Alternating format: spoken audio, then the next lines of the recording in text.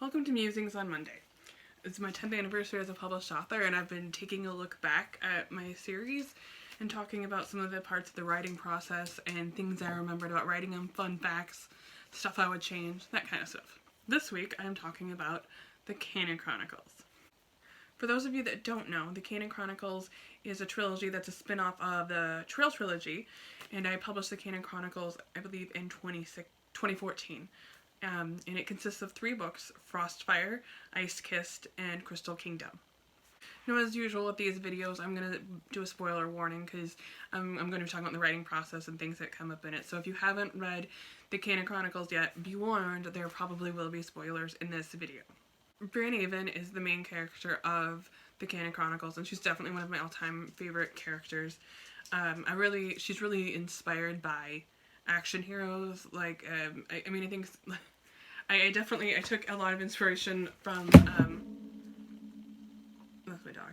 I took a lot of inspiration from, Roadhouse with Patrick Swayze. Actually, I just really like, it's a dumb movie, but, I really like how badass, but how kind of like zen Patrick Swayze is. So that was, big inspiration for Bryn, and also, Russell Crowe, Bruce Willis. That's who I was thinking of when I wrote her. I wanted her to be this action star, and I wanted her to be kind of defined by her action and her strength, and she acts first and thinks later. I think in almost every way, Bryn is the opposite of me. Except for the fact that she cares about her friends a lot. She loves to work out. She's not happy unless she's moving. I really wanted to write someone who was so different from me, but who I think still has a lot of the same values and goals that I do. Like I said, she wants to protect her family, she wants to be independent, and she wants to do the right thing. It's really important to her. Probably one of my favorite characters to write, and probably one of the most controversial, is Constantine Black, who is at the beginning of the book is Bryn's hero, and then her nemesis, and then her friend, and then maybe, I don't know. But I loved writing him because he's Sawyer. Go sit down. Go. One thing that I love about Constantine is he's so clearly conflicted, and you don't fully understand his motives until probably the last book. And even I think that Bryn has a hard time understanding how someone could be everything that she wanted to be and then turn around and do the worst possible thing that she could imagine, which is Constantine tries to assassinate her father, who is a chancellor in the kingdom, and he's a good guy. Her father is, and so she's like devastated, and this was the person that she admired, most in the world. He was everything she wanted to be, and then he does this awful thing. And so a lot of the books are also about her reconciling,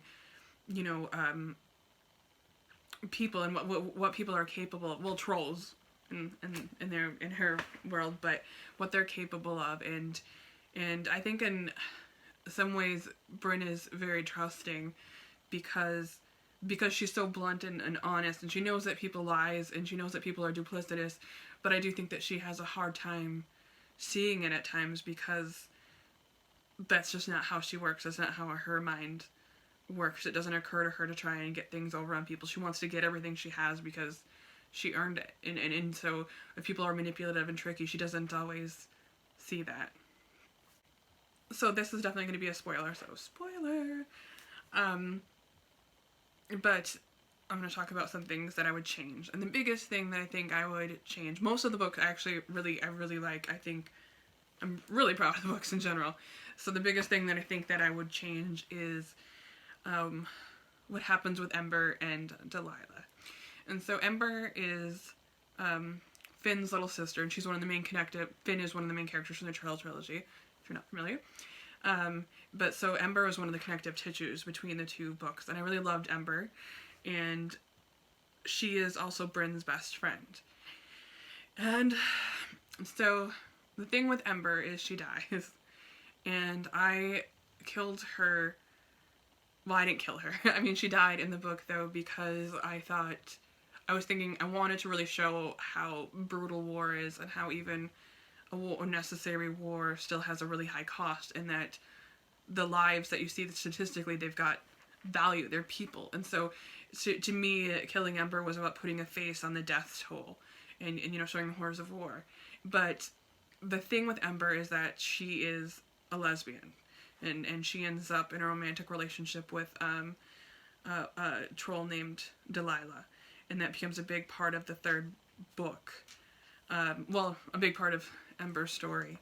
And with her death, though, I think and after I published the book, I got a really nice review from someone who talked about how they liked the book and they liked everything about it, except for the fact that when Ember dies, it falls into the bury your gays trope. And I absolutely was not thinking of that. I would never, I think most people who accidentally fall into tropes like this, you don't think about it. You're not intentionally like, some people are, but some people are everything. But I find it really regrettable that I did it. And I now try to think about, having more context for, it's important, stop. It's important in my books now, I think, that to show that all of the characters are allowed to have happy endings. The Canon Chronicles in a lot of ways also talks about something that I think about a lot and something that I'm processing in it and changing my opinions on a lot, and that's how strength looks with femininity. And so I kind of explore the different ways that people view strength, and how Bryn, especially starting out in the first book, really views emotionality and as a weakness, and affection and attachment, things that are traditionally feminine. And in a lot of ways, she does view them as a weakness. She wants to be as strong and tough as the boys. That's a big kind of part of her identity. And as she goes through the books and kind of sees how Tilda becomes a wife and a mother and is still like just absolutely badass and strong, and how Linnea is very feminine and innocent and is still also badass and strong and protecting her kingdom in her own way. It's not the same as Tilda or Bryn or Ember, but it's still a different kind of strength.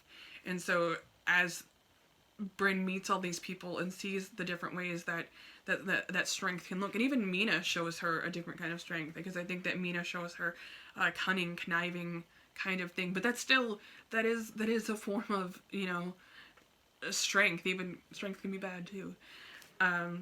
But so I think that's really one of the big themes of the books, and one of the things that I was thinking about and trying to reconcile what it means to be a woman and what it means to be a strong woman.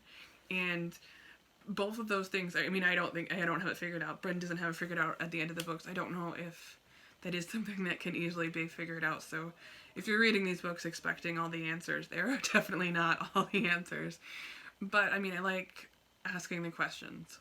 I probably should be getting close to the end of the video now, but one thing that I did want to talk about before I wrap up is the Auntie Origins, and whether I wrote, so the Auntie Origins, is the spin-off series that I have coming out this summer that I have been talking about a lot. But with I wrote the Auntie Origins so that if you have not read the Canon Chronicles or the trilogy, you will be able to understand it. And so you definitely can understand it. You don't have to read them. With that said, I really strongly suggest that if you want to read the Canon Chronicles, you read it before both the Canon Chronicles and the trilogy before you read the Auntie Origins, because first of all, it's going to spoil a lot of things that happen in those two series, because they all take place chronologically. The trilogy takes place in 2009 and 2010, and then Canon Chronicles in 2014, and then the Auntie Origins take place in 2019. So they're going to be talking about events that happened, 5 years in the past. So that will spoil them. And also there's a lot of references and Easter eggs, and the Canon Chronicles and the trilogy are both worlds that are very near and dear to me, and I really wanted to do a proper send-up and a proper ending with the Auntie Origins. So yeah, I'm just gonna recommend you read the Canon Chronicles. Plus, I worked hard on them and I love them. So thank you for tuning in. All 3 books in the Canon Chronicles Frostfire, Ice Kissed, and Crystal Kingdom are available now, as is a bind-up 3-in-1 of all 3 books called Hidden Kingdom. The Ampti Origins will be out the first book in the Ampti Origins, The Lost City, will be out July 7th, 2020. And I'll be back next week with more musings on Monday. And if you watch the end of the video, you should comment and let me know what you think of this shirt, because I think I love it, but I don't know.